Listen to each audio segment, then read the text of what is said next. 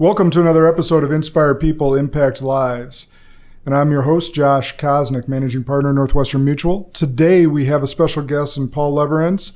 Paul is the President and CEO of Easterseals, Wisconsin.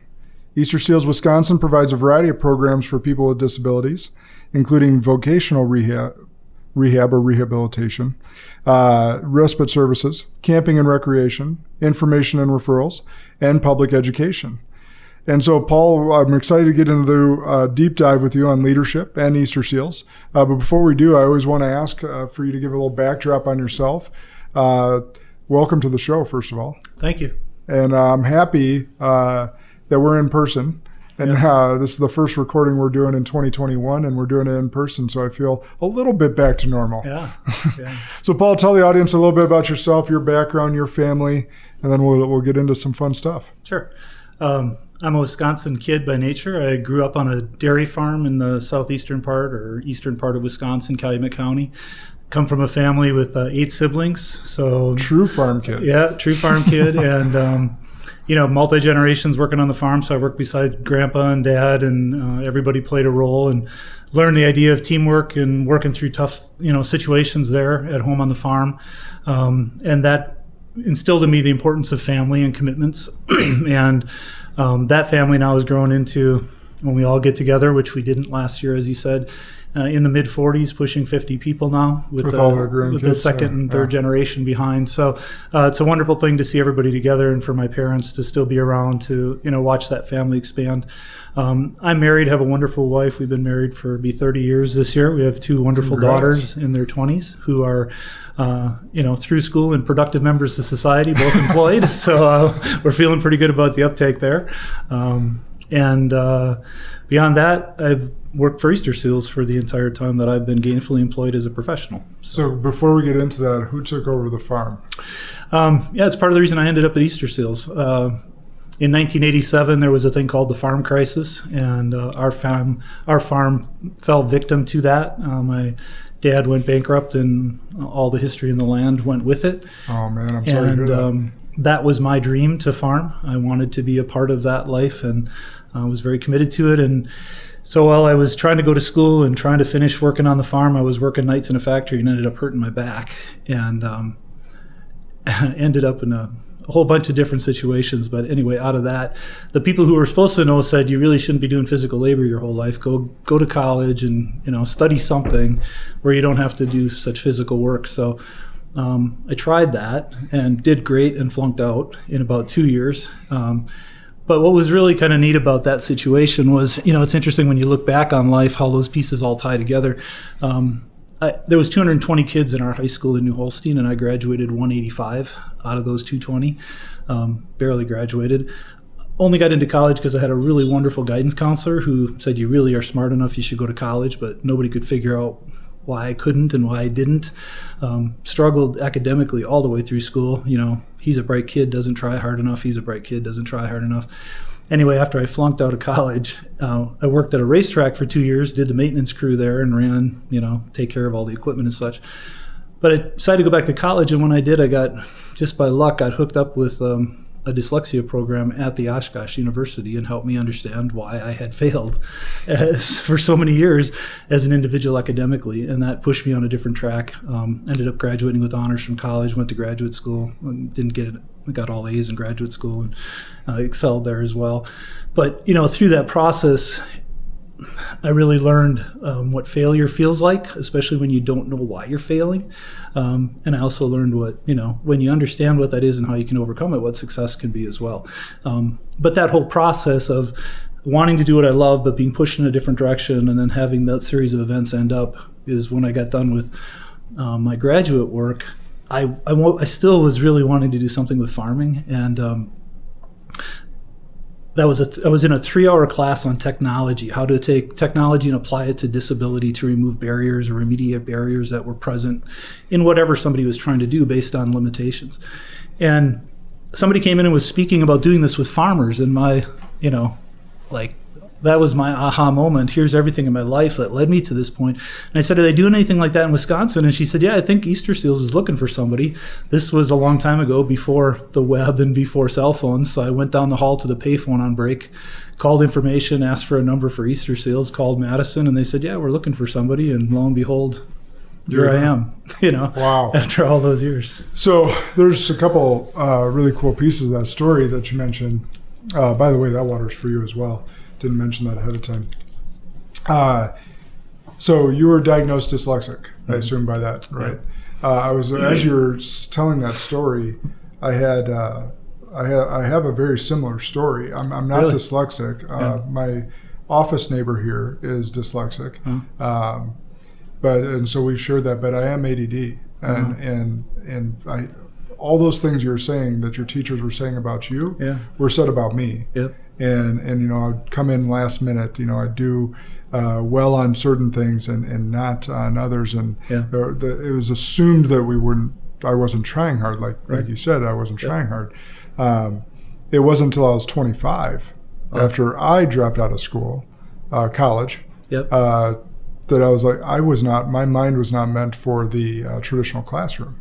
And then I was diagnosed and was able to get on a prescription that has allowed me to extreme focus and be able to have, for lack of better words, my brain function like a normal brain. Right. So, and now I've been able to, for the most part, wean myself off that medication entirely, and be able to focus and do what I need to do. That's but amazing. I was, 12 years in the making. But I've taken more tests and read more books now than I ever did in school. Sure. I think for one, I found out what was, quote unquote wrong with me, which was nothing. It was just my brain's different. And then secondly, it's because it was what I wanted to read or learn, not what someone was telling me to. That made a difference too. But that was really cool, part of your story, like all those things, and whether you believe in God or just circumstance that led you down that path to lead you to Easterseals, and you spent your entire career there. Yeah, my professional career anyway. Like I said, I had a few jobs before that. I came to Easterseals when I was 26, because I went, had a few breaks in between there. But once I got out of grad school, here's where I've been. I've served different roles within the organization over that period of time. But yeah, this is where I've. And I came here actually when I got out of school. I had a desire to work for the state of Wisconsin, to work for the vocational rehabilitation program, and I kept applying and I couldn't get hired. And then somebody explained to me at the time that there was a census of too many white men in the agency, and I probably wasn't going to. But part of my graduate work was done on a scholarship that required that I either work for the state or a nonprofit for 2 years when I was done. So, this idea of working with farmers was exciting to me, but I came here thinking it was a grant-funded program. I hope it lasts, but if I can get 2 years out of it, I'll take that piece, I'll get that piece taken care of related to having to repay. And, here I am. So yeah, no, that's really good. So give the audience a broad overview of Easterseals and how it makes an impact. So we already talked about your start, and we'll talk more about the evolution. But I think that for me, as a young professional growing up, Easterseals and what they do, like maybe it's even appropriate to even talk a little bit about the name, because it just doesn't correlate to what you guys actually do, in my opinion. So I was like, when I found out what Easterseals did, I don't know, in my 20s or whatever, I'm like, oh, that's what they do? I'd always heard the name, but I didn't know. So give a broad overview and maybe a little history on the name. Sure. Well, as I understand it, that back in the day when Easterseals was created in the early 1900s, their major fundraiser campaign was around Easter, and there was a seal that came with it. And so people became connected with Easterseals around the marketing, as you said earlier, with that piece, the seal. And matter of fact, there was some rebranding that happened for Easterseals in the last 10 years, where it had always been a red lily. And as you just said, most people could identify what the red lily was. That meant Easterseals, but they couldn't identify what Easterseals did necessarily. So part of the rebranding that the national organization undertook, which then came down to the affiliates, was a rebranding that talks about Easterseals Disability Services, and it's an orange burst. So it brought it more into today's kind of feel and world, but it put a name to it in terms of disability services. Each affiliate of Easterseals can set their own course to some extent at the local level. So states vary a little bit in the types of services that they might provide, but they would all provide disability services. Some might have more of a focus on medical rehabilitation, or not all of them have a focus on camps and therapeutic recreation like Wisconsin does. In Wisconsin, here at Wisconsin Dells, we have a beautiful facility, 2 facilities on a 400 plus acre property where we're able to do rec therapy. So we provide services to people with I think the youngest campers are around the age of 3 all the way up to 70 years old or more. So we serve, the entire lifespan there. We also have a Respite Program there that works with people that require one-on-one or two-on-one care, and it's really designed for an opportunity to take care of people that have some significant needs, to give the family, who are primary caregivers otherwise, a respite from that particular activity, which is why it's called respite. You might say, well, how much need is there for that? It's just an astounding amount of need in the state, and for the level of care that individuals that come there require, there's very few facilities that can do that. And it's one of our focuses is to be able to not ever turn anybody away and to figure out how to do it. And for the most part, we're successful in that, in terms of not turning somebody away. And the staff that work there are amazing in their ability to connect and work and care for people, and to be able to help them have the best experience that they can.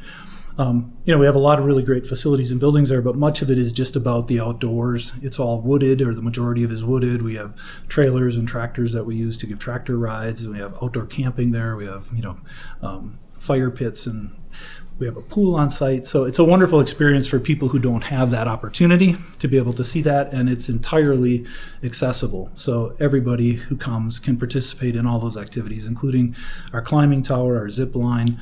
Regardless of your ability, we're set up to be able to help you to do that as well, again, for all ages. On the vocational side of things, we run a program that works with disabled farmers around the state. We have people in Wapaka, Wausau, Wisconsin Dells, up in the valley, in this area, in Madison, that work with people all over the state. We have a program up in Appleton area, the Disability Helpline, that specifically works with individuals who have disabilities in that particular county, that's funded by a trust that was left by a lady by the name of Loretta Ricker. So in the world that you work in, if people get to a place where they feel like they might want to leave some resources to an organization, that's a wonderful example of a gift to one county has funded services there for over 25 years by a lady who left a gift that we really can't make the connection to. For some reason, she chose to trust Easterseals with that, and it's had a lasting legacy, for the work that we're able to do based on the resource that she provided. You're saying her name today on this show, and she's been gone for how long? 25 years? 26 years ago we received that gift, yeah. That's amazing, and that's leaving a massive impact and legacy. Absolutely. Through one tremendous gift. Yep. So you guys cover a lot. What do you think is the greatest need right now? Well, it seems like across the board with the programs that we're offering, many of the times the people that we work with end up feeling isolated for one reason or another when the world is operating in a normal scenario. It's not right now. So much of it is just trying to connect with people and trying to do the best that we can to offer some resources. The camping program couldn't operate this summer, but we did virtual camps. They were doing weekly campfires that they were doing virtually to try to help people just connect with their peer group.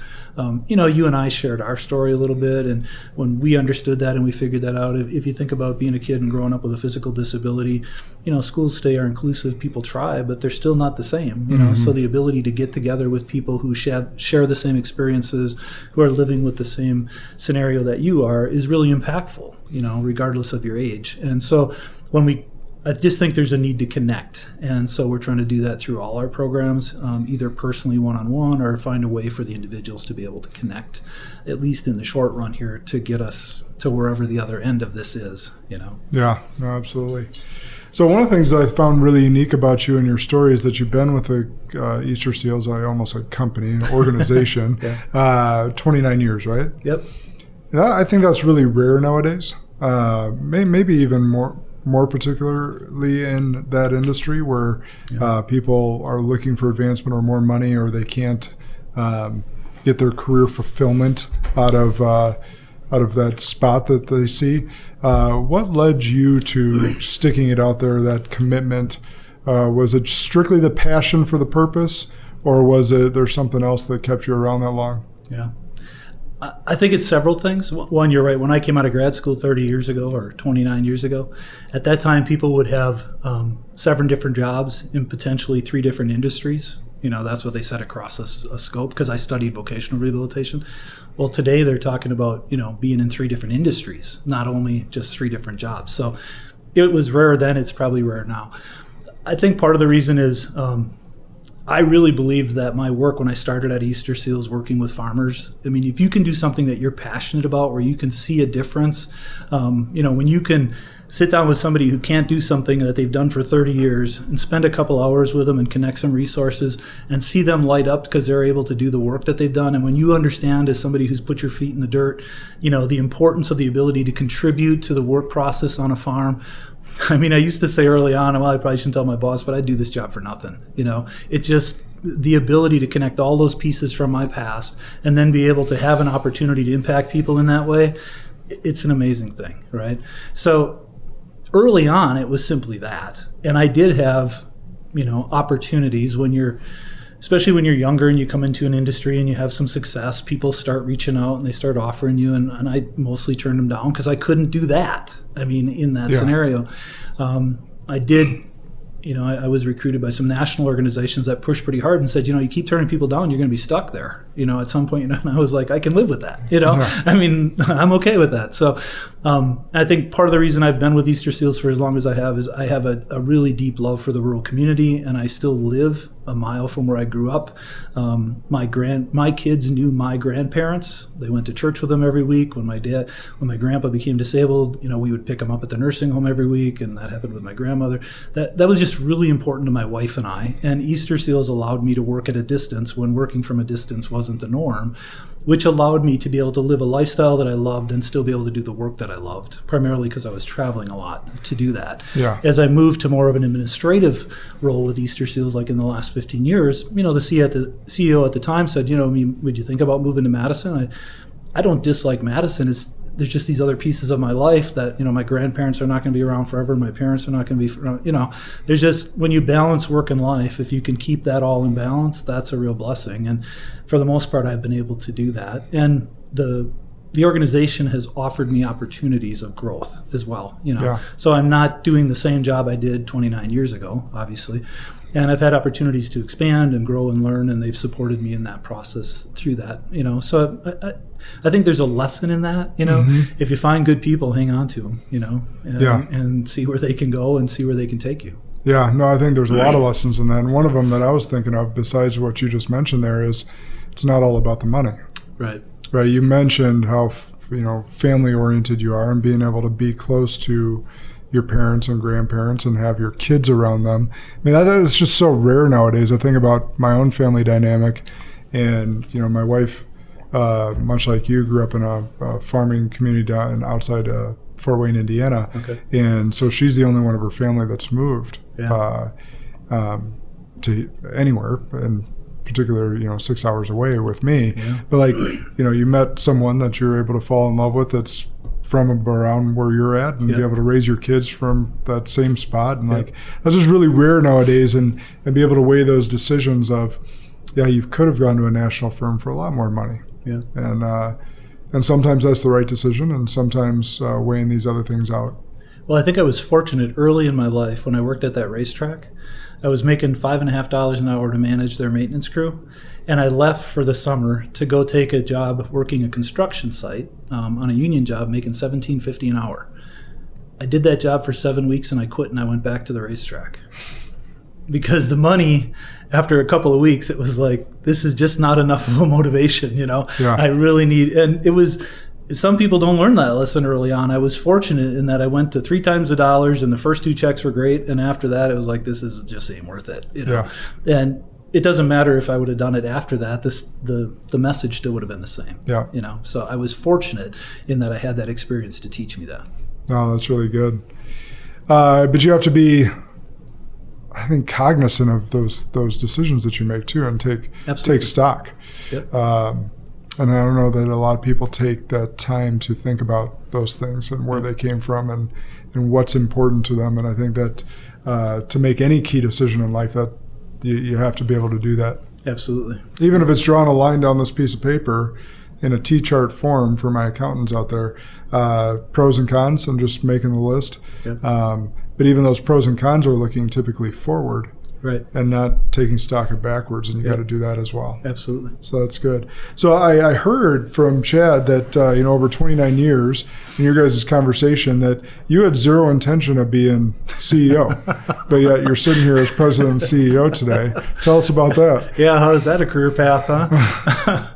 Well, like I told you, when I came to Easterseals, I just loved what I did, and I didn't aspire to be the leader or the CEO in any way.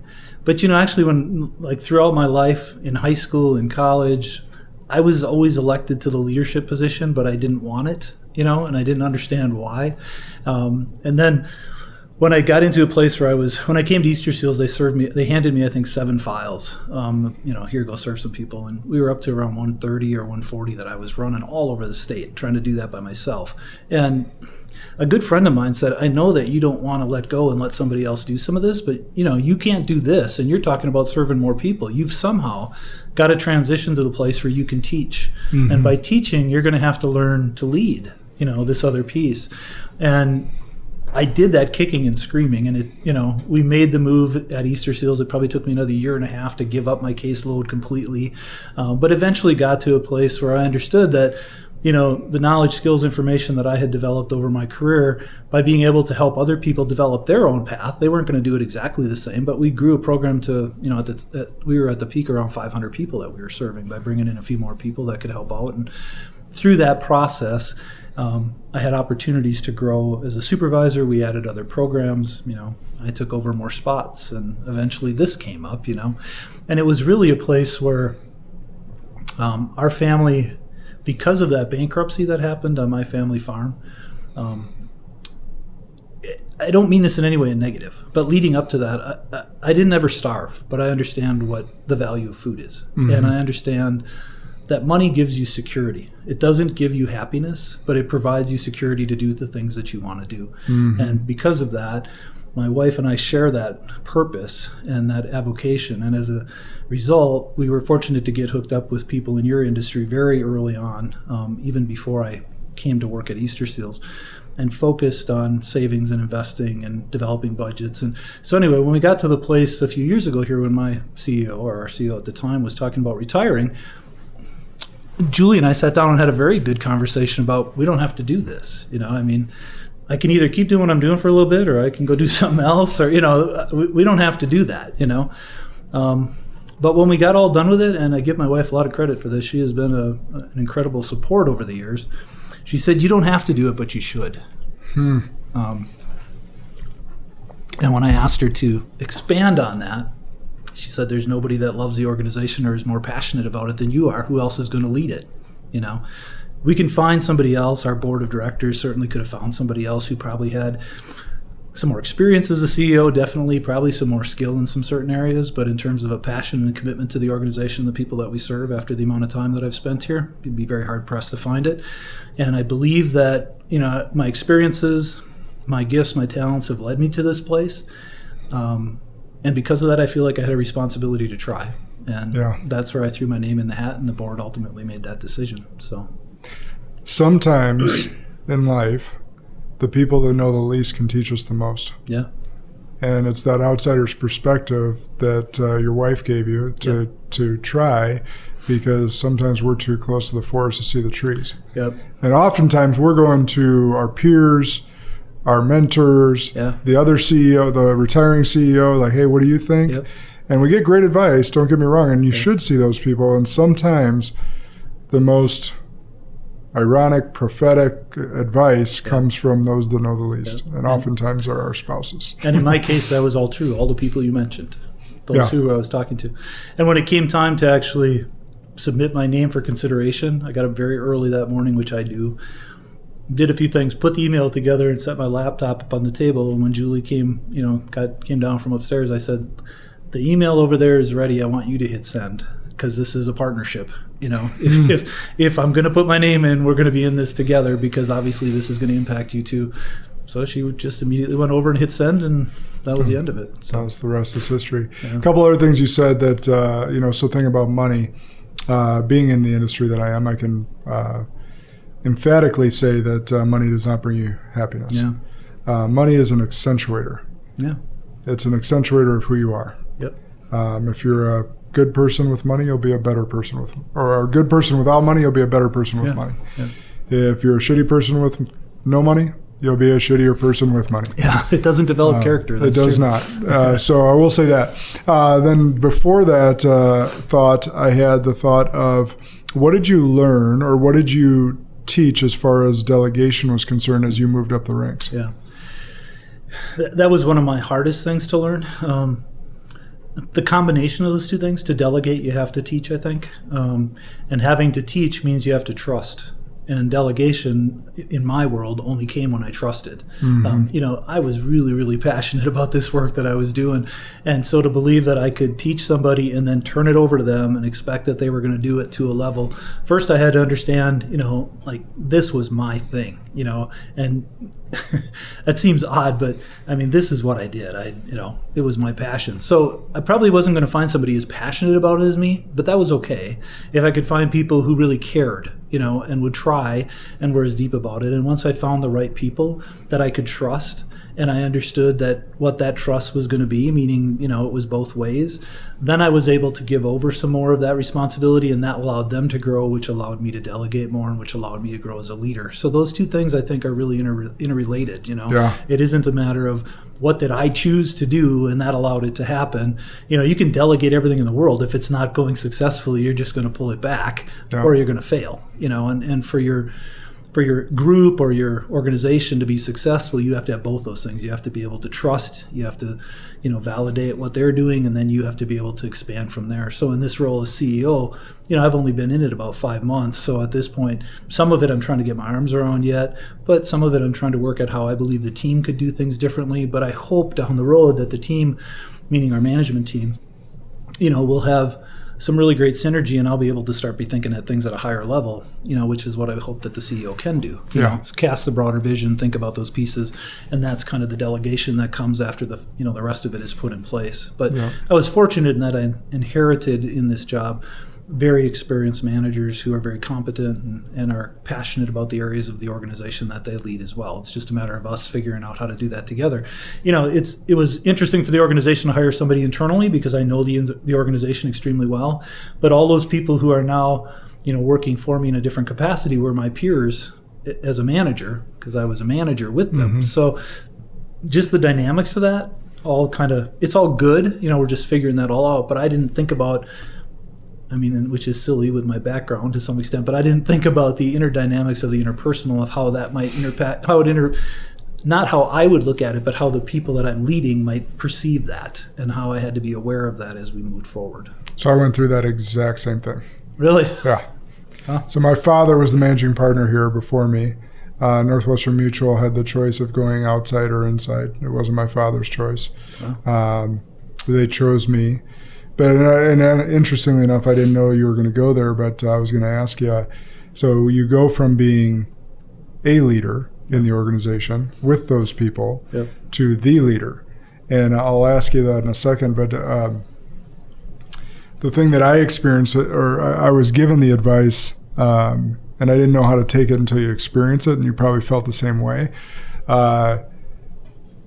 They told me as soon as I signed that contract, and my contract flips from being a leader to the leader, every relationship just got recontracted.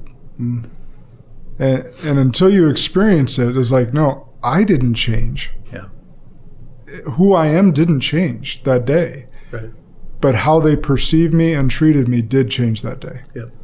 And some of them really good, and some of them not so good. Sure. But it was a really, so I just wanted to stop there, because it's an emotional experience where you go from having, what you think are good friendships to maybe not. Yeah. Yeah. Now I'm the leader, and now I'm treated very differently by some of those people. Yeah. And still to this day, and I'm 4.5 years in. You're just Wow. 5 months in. So, Yeah. so it does, sometimes, I mean, some will get better and some won't, but it's interesting. So how have you adapted, and how did you think about going from being a leader to the leader? Yeah. I mean, what I thought that was going to be 5 months ago to what it is today is not the same thing. And I would expect in 5 months it won't be the same thing. And Right. hopefully in 5 years it won't be the same thing if I'm successful and we're all still here. But at the time I thought I had a pretty good sense of how things worked and what we needed to do differently, because I ran essentially a chunk of the organization.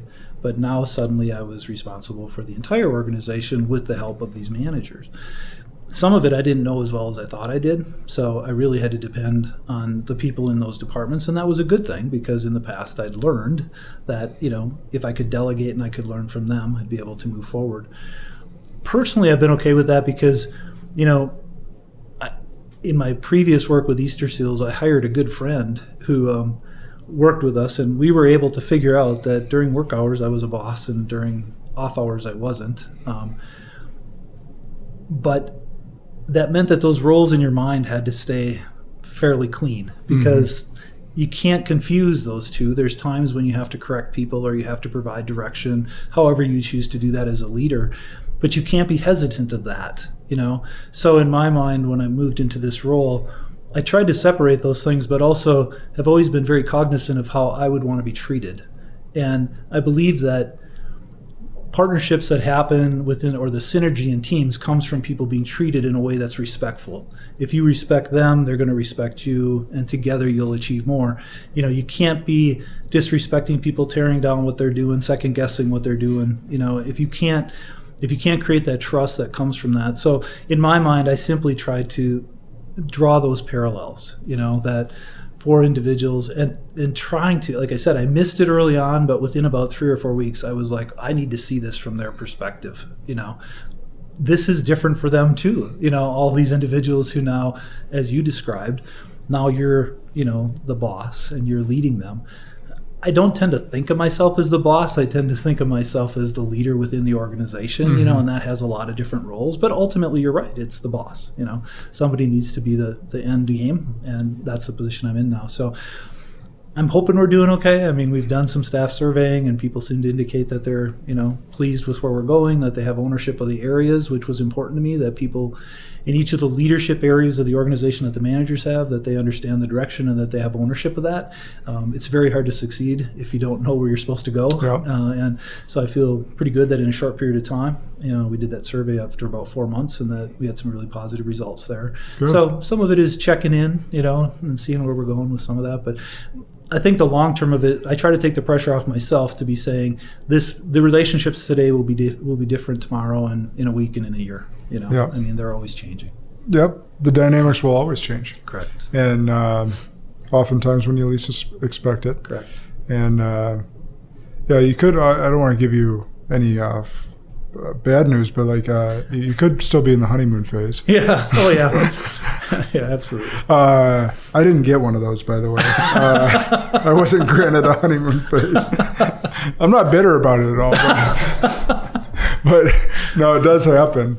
I'm sure you're doing fine. Keep checking in. Like, those surveys can be good, especially if they're blind. No one knows who's answering. That's the intent, is to really get a good pulse. On the flip side, don't do them too often, because people get surveyed out. But yeah, that's interesting, because part of the reason I went down that path, Jason Clowan, who's the chief actuary at Northwestern Mutual, is our board chair. Oh yeah, for Easterseals, Wisconsin. And I was talking to him early on about, I need to figure this out. How do we do that? And he said, you might try a pulse survey, But then he quickly came back with, don't do them too much. You'll burn people out on surveys. Because he's probably heard from people like me in the field, stop sending my people surveys, because they got work to do and they're getting surveyed out. Yeah. So that's funny.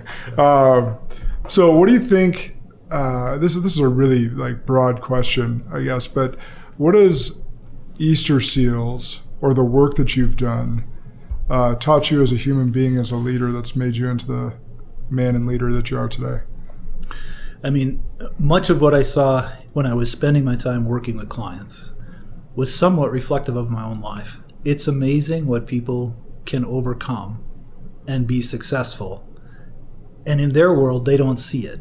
I mean, when I would see people milk cows from a wheelchair, as an example, it was just like, that's a hard job without doing that. Yeah. Being able-bodied. And that's just what they wanted to do. So passion will carry people through very difficult situations, because if you're doing something you're passionate about, and if you feel rewarded and positive in that, it doesn't feel like work. And I try to think about that now. It's part of the reason I'm here. Like I said earlier, I chose to, take on this challenge and to try to be able to fulfill that. But the other piece of that, just the bigger piece, is just the incredible positivity that people can have and how that can carry them forward to be successful if they can be supported where they need that. And we see that with our clients over and over and over and over again. Yeah, no, that's awesome. Just the impact that you guys have, I'm sure, and the impact that's received back. Yeah. That's what's had to kept you so passionate over the years, like you mentioned before. Yeah. You could see your light and just body kind of lighten up as you talked about the work that you did in the field. Do you miss that? Do you get to do it still? It's in the last 5 months, I haven't. Yeah. I stay connected a little bit, with some of the folks. One of the past consumers from the farm program just recently joined the board of directors in order for us to have a consumer's perspective. So in that regard, I'll stay connected. Do I miss it? Yeah. And I mean, the part of the passion, for me anyway, I can't really express the deep love that I had for agriculture and how much I wanted to be a farmer. So when I couldn't do that, when I was told by everybody around me who was an expert that you can't do that, and then I ended up going through school and doing these things and finding out I could have done that. Now, I still could have gone back and done it. Those are career choices. But that's where my passion for people who were like in their 50s, who had done this for a long time and didn't have as many options as I did. Think about being somebody who spent your whole life doing a physical job, working in a rural community, and all of a sudden you have some kind of significant physical disability. All of your transferable skills are linked to physical abilities. Where are you going to go? Yeah. Now, and you're tied, shouldn't say tied, but you have this business that's holding you here.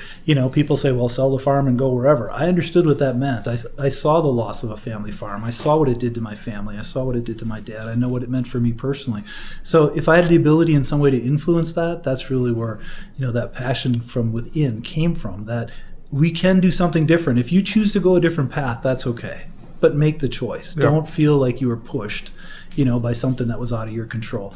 When people feel like they're in control of their decisions, I mean, over the years, I've worked with staff members who would get very frustrated with one thing or another, and they would be complaining to me, and I'd say, why don't you go look for another job? You want me to leave? No, I don't. But if you look for another job, you won't feel so trapped here. You'll feel like you have options. Mm-hmm. And if you choose to stay here, you'll still be committed to this job. Whereas if you just stay here and stay frustrated, you're just going to be frustrated. I'm going to be frustrated as a supervisor, and you're not going to do a great job of serving our people. Yeah. So choices and options, I think, give people power. And that's what I tried to learn from them. Completely agree. And I think guidance counselors do a good job of that for graduating seniors, saying, hey, go interview a bunch of places. Yep. And figure out what culture is going to be right for you or what job you think is going to be right for you. Yep. Beyond that, I don't think we get that advice too well. Yeah. Right. So you're giving that good advice to some staff members. But I would give that advice to all. It's like, hey, if you're interviewing with me, I think you should interview with 2 or 3 other people. Yeah. And I tell the people that get disappointed when someone chooses another firm that are on my team, I say, hey, no, they chose the culture that was best for them. If they thought we were best, they'd be here. Right. And so they weren't the right fit for us. Right. And so they actually saved us time and money. Absolutely. So you definitely don't want somebody who's not the right fit. Right. And especially culturally, like I try and say, like, we have a unique culture, and they feel that, and we get that feedback every time someone comes in here. Yeah. So if they chose against that, that was right for them. Right. So that's really good advice you're giving. So you took over as CEO in the heart of a pandemic, which, I mean, just all the respect in the world for that. Because as a business owner, I know that for myself or any other business owner that I still talk to, it was not an easy year by any means. But I also know the added pressures of a large part of donations and fundraising events come through people being together. Yep. And that was stripped away from you guys and all of us in 2020. Yep. So talk about the struggles, or probably the biggest struggle that you guys have had to overcome, and where you're at and how you're overcoming them today. Sure. Well, to the first point of taking over an organization during a pandemic, a good friend of mine, when the board of directors offered me the position in April, I said I wanted a day to think about it. And they were like, "Are you serious? You've worked here for this long and now you want a day?" Anyway, I was talking to Julie and a friend, and I'm like, "We're in the middle of chaos here." I mean, really. And the friend of mine said, maybe it is a good time to take over. How can the expectations be any lower? I mean, they aren't going to expect that much out of you, right? If you keep the doors open, it's a win, right? So I thought, well, that's an interesting way to look at things. I mean, I'm trying to do more than that, but, it is a point, You're absolutely right about the fundraising events. Our major fundraisers all happen typically during warm weather. Golf for Kids happens up in the Dells. It's a major, major event, raises $130,000 a year. Trappers? One of them. It's at Trappers, and there's two courses it's at. Yeah.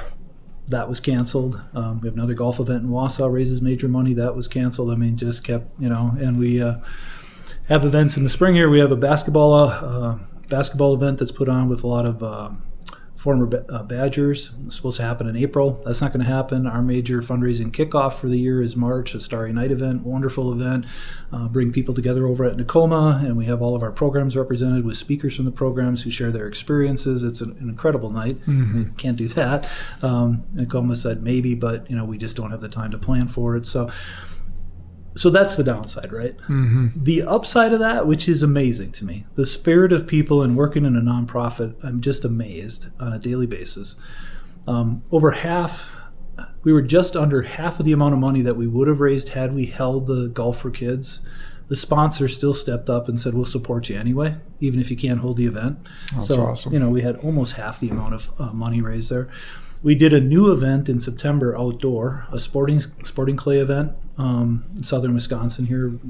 Again, raised over $20,000 where we did the best we could in terms of separations and following guidelines and so on and so forth. So we're trying to be creative and take some risks, calculated risks, and that worked out okay. We didn't have trouble there. But just during Christmas, as an example, we had a check for $20,000, a check for $15,000, a check for $12,500 from somebody who we'd never heard from before. Just said, "Oh, we heard you were doing good work and could use some help." And one, that there's people out there with the resources to do that, and two, that they would trust our organization with those resources during a time when we need them more than ever, just like all the nonprofits. Everybody's hurting.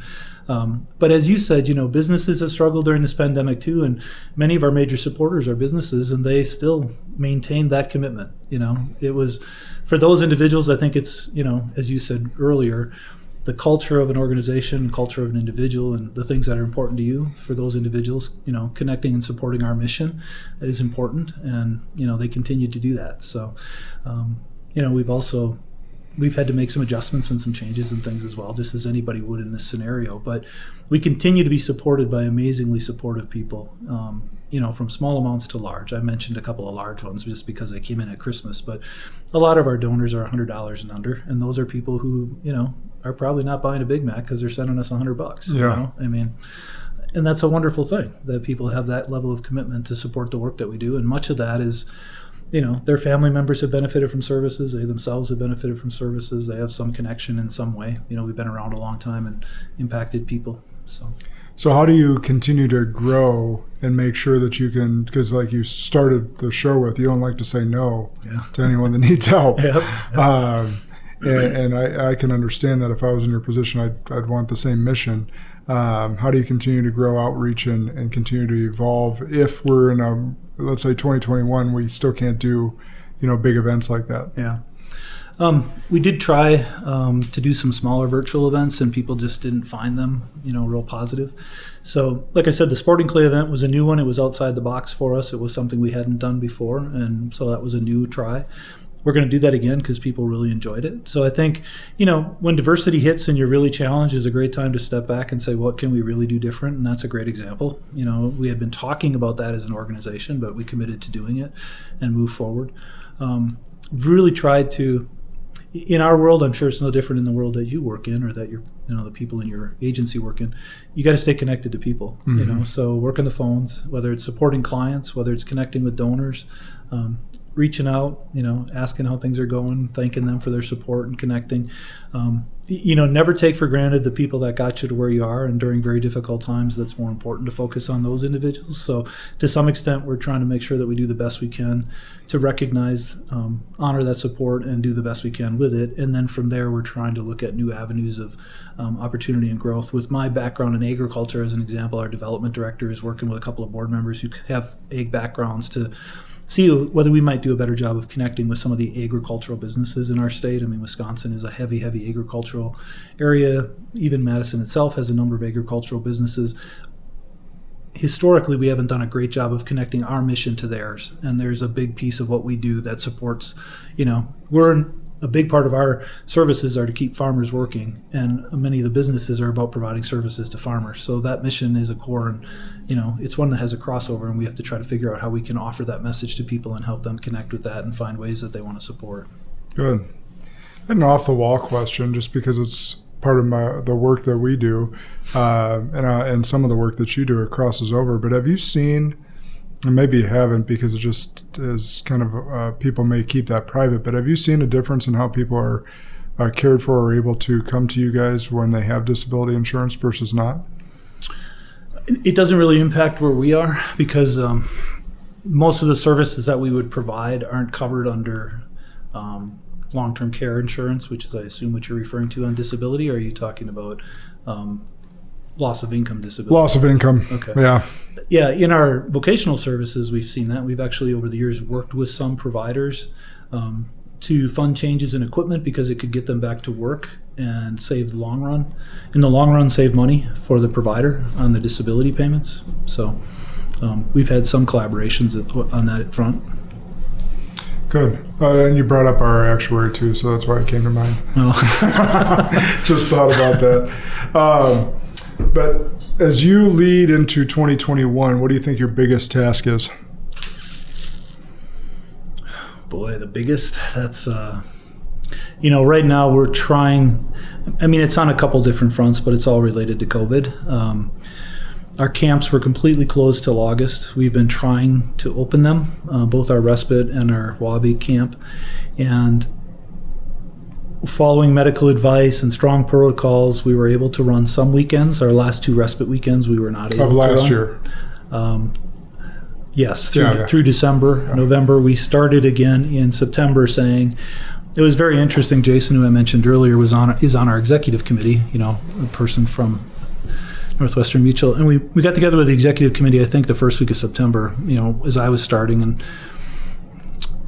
I said, I believe we need to figure out how we're going to provide these services. We haven't been providing them since May. Our organization is committed to this. I know it's going to be hard, but we need to figure this out, But we're not going to go out there and do that without the support of the board. And Here I am, a brand new CEO, and they were very supportive, but when we got all done, they're like, well, hey, just so you know, when something goes south and they call, we're not going to be, we're going to give them your name. Yep, that's leadership, Yep.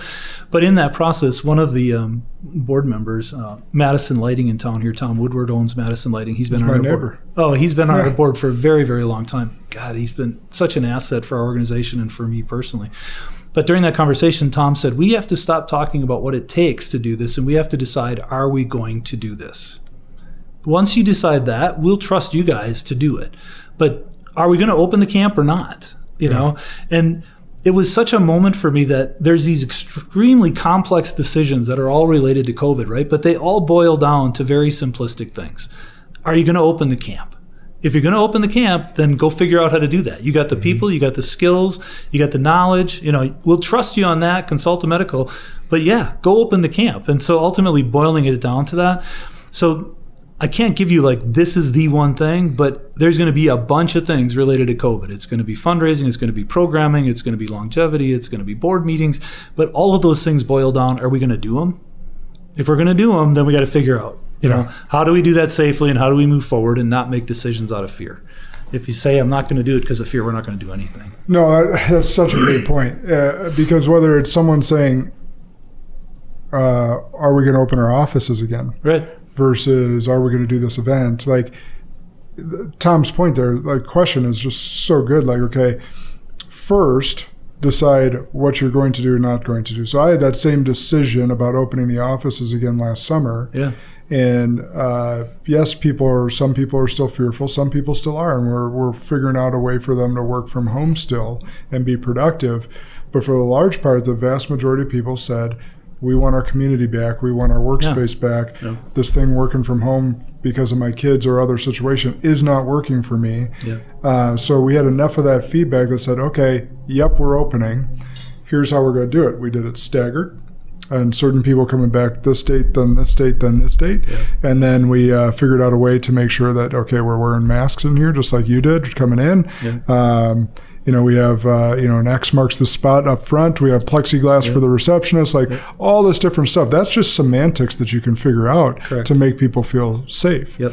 And to have their own workspace, hand sanitizer up the wazoo, bio-cleaning products, all that different stuff. Yep. That's all how you can figure it out. Yep. But the big decision is, are you going to do it? Correct. Yeah. Because otherwise you end up with semantic conversations about the pros and cons of all those other things. Right. And then you get into argument, like you just said, of, well, I only heard that's 99% effective and blah, blah, blah. It's totally irrelevant right now. Right. So that's a great leadership trait and great question for Tom to stop and say, hey, let's focus here first, then let's figure that out. Yeah, and I'm trying very hard to remember it, as we face all these decisions. And that was just one of those moments that throughout a career, I mean, I can think of other ones where they really influence, where it's like, yep, I'm not going to forget that. That's going to influence how I lead and how we do our work, and probably how I do my own decisions in my life. We can all get too caught up in too many things. Are you going to do it or not? Well, what role are you going to play? Yeah. That's another part of that. So many people, whether it's 4 years ago, the left that hated Trump and now the right that hates Biden is like, okay, what role are you going to play in this scenario? Yeah. You did your part in voting. Now the scenario is what it is. Yeah. What sense is it complaining or talking about it? You have to live your life and you have to lead your family, you have to lead your business. Yeah.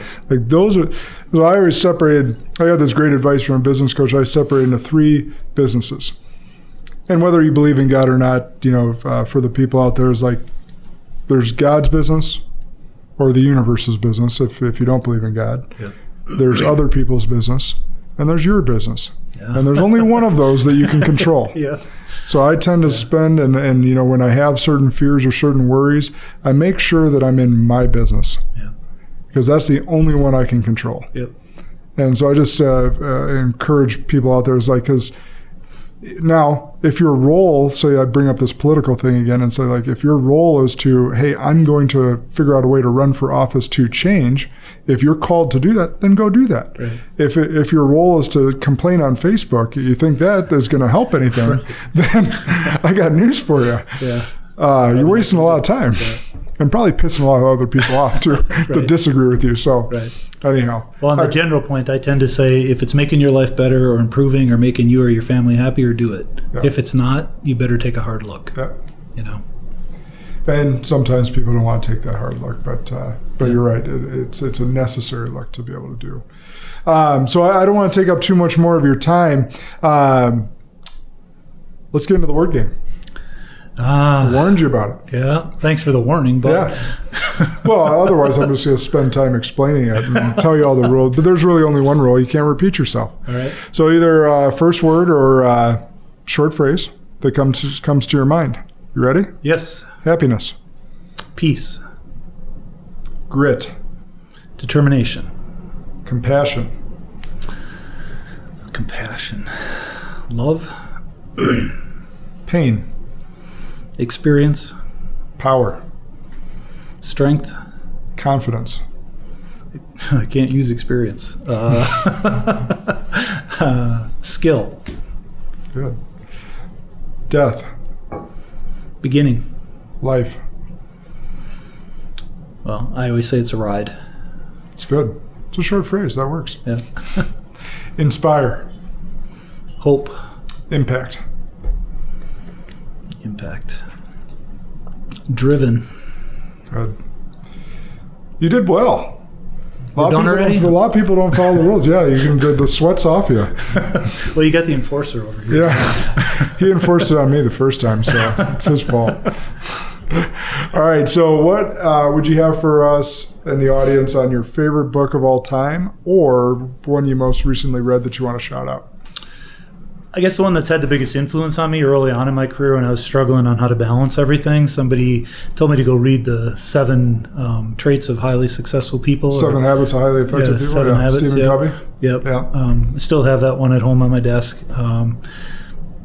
So that's really mine. It's simple, it's clean, it's straight down. There's usable pieces in there. Get started if you want to finish a big job, and all of the things Begin that he with says. the end in mind. Seek first to understand. Yep. Seek win-win. Yep.